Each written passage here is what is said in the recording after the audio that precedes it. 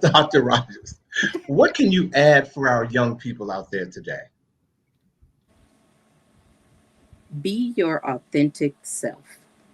Be you. The world around you will adjust. Mm-hmm. And what I mean by that is, we're taught from a very young age that we have to look a certain way for society to accept us. We have to talk a certain way for society to accept us. My name, my first name, Kashira, is very unique, right? I always had a problem with people saying my name.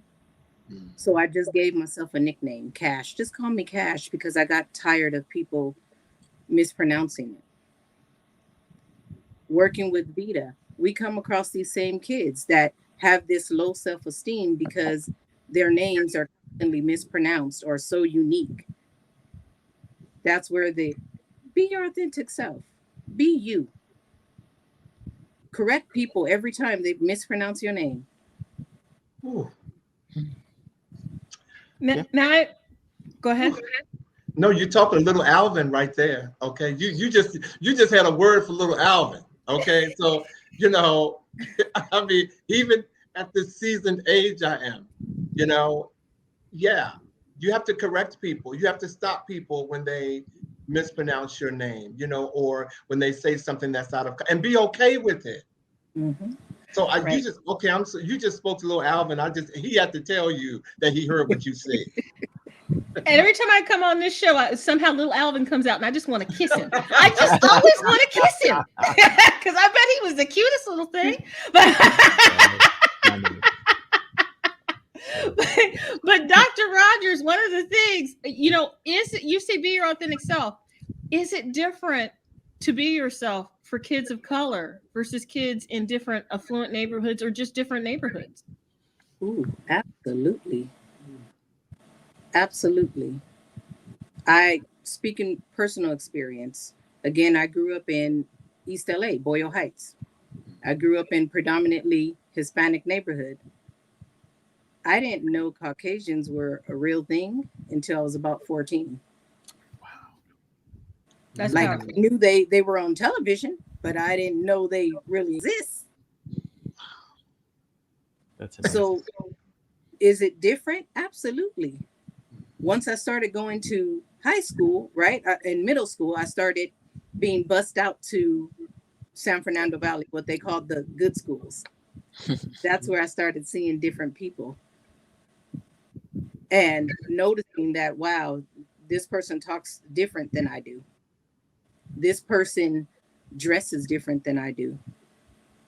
Now that I work with youth, it's the same thing for them. A lot of our kids that are in these neighborhoods have never been to something simple as amusement parks.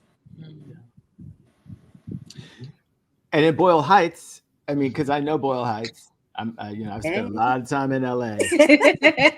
There are kids who haven't gone to the beach. Correct.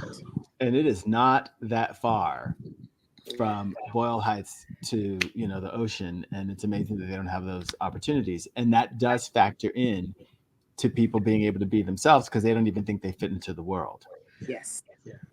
Right. That was one of the struggles being in grad school. I used to go to Dr. Warner all the time and say, I don't know how to deal with these people. I don't know how to talk to them.